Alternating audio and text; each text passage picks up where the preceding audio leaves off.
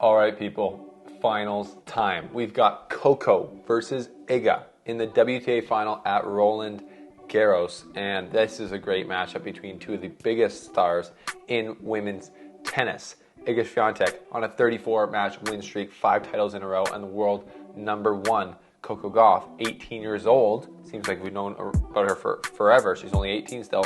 First Slam final, and also hasn't dropped a set at Roland Garros. Can Coco challenge Iga? That's the big question here. And I'm going to address the comments of the tournament director on the women's tennis versus the men's tennis coming up on this episode of The Slice, previewing the women's final, presented by PointsBet Canada. Oh, he's playing a galactic level. She's been too good, too often. Oh, it's out to this world. How's that for quality on clay? All right, big show, people. Big day tomorrow for the women's draw. Big show today on The Slice, discussing lots of things. How are you, first of all? Have you enjoyed the tournament? Let me know your thoughts on everything down below. And also follow me on Twitter at The Slice Tennis as I live tweet matches like Iga and Coco. Today, Nadal Zverev, Casper, Cilic, all the stuff. Thank you guys for your support. Subscribe.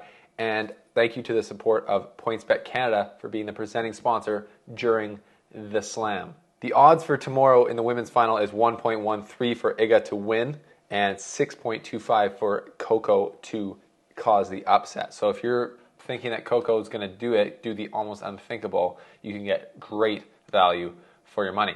So looking at this tournament on the women's side, the main storyline persists. Can anyone beat Iga Swiatek? The answer to that is so far been no. And it's been emphatically no. Zheng did take a set off her, and then it was 6-0, 6-2, like normal programming resuming. We have the most dominant world number 1 on men's or women's that we've seen in a long time. I think it's pretty fair to say right now, since Serena Williams was at her peak, dominating the WTA Tour. Now, this brings me to my comments about the tournament director, what she said. She, interestingly enough, said about the women's tennis. Just looking at the tournament, though, Iga Swiatek has made the final without having to play a top 10 player, and she could win this tournament without having to play a top 10 player. We all know the seeds dropping early takes away some of the intrigue of the history or the top battles that we want to see in tennis that kind of make for a lot of the entertainment factor. Takes that away. What the tournament director said when she was pressed about that, why 9 out of the 10 night matches were men's, she said basically that right now men's tennis has more appeal than women's tennis. And she's since walked back those statements a bit, or like kind of given context. She hasn't said like, no, it's not true. And while that may be true, I think if you're looking at it with an objective eye, it is like Iga Swiatek said when she was asked about it, it's subjective. Some people like women's tennis more, some people like men's tennis more. Right now, the men are playing, and for the last really 10 years, they've been playing for more history, aside from Serena Williams, so maybe the last 3 or 4 years. Every single Grand Slam is history books being rewritten right now, basically on the men's side. But that's all subjective. We cover both here. We love both. I think there's benefits to both. There's huge stars on both. In this tournament at the Roland Garros, the stars of the men kind of shone a bit or stayed in the draw later, so that maybe added for more intrigue. The main issue that was brought up in all of this is the scheduling. They have one match in the night session, which starts at 8:45. I actually went to 2 of them, and I went to the only women's one, and it was a great spectacle. It was Alizé Cornet versus Yelena Ostapenko. I was actually doubtful, but then I didn't realize how crazy the French crowd got about the French players. First time there. But the fact that they only have one match and it starts at 8:45, people who are paying €100 for that night session do not want to see Iga Swiatek beat somebody 6-0, 6-2 in 55 minutes. That is a huge risk for the tournament to put there because they would have a lot of unhappy customers.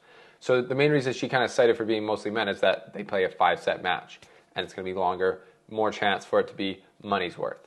But that's not really the tournament director's fault. This whole scheduling of the fact that they only have one match and it starts so late is just an unforced error big time. Especially when you have the US Open and the Australian Open kind of showing you how it's done with night sessions, having a men's and a women's on every night session, starting earlier. It's just prime time. So I think probably the reason they did it so late is for the U.S. East Coast viewing hours to be after work, but it was just a bit of a debacle this year as far as scheduling with that.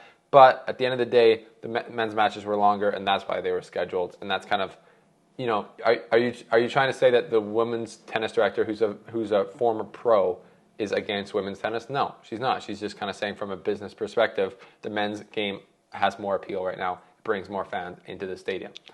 So take it what you will. Let me know your thoughts on that. My thoughts on this are that we have an amazing final, Coco versus Iga in the final, which has everyone super intrigued because of Iga's game. First of all, unbelievable, 34 matches, 5 titles in the final, dominant number 1, versus Coco Gauff, who is 18 years old. Like I said, it seems like she's a veteran on tour almost because she broke out so early.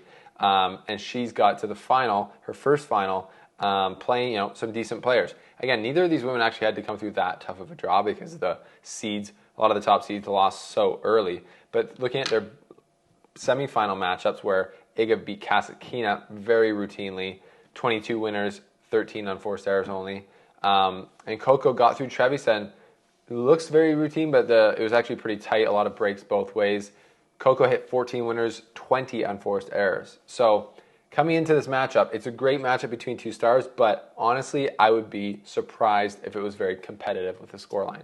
I think if we were all seeing this earlier in the tournament, like Iga Swiatek played Coco Gauff in the 3rd round or 4th round, like their seedings could happen.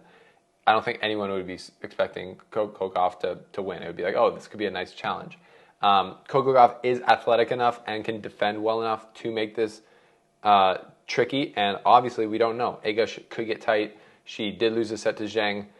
She can start to spray a little bit more balls, and she has in this tournament. She has been, I would say, less clinical. So that's why you got to play the match. Coco Gauff needs to play probably the best defensive match of her life, play very well, and take her chances with precision when they come to her, not have more unforced errors than winners. And she's got to serve the lights out if she can.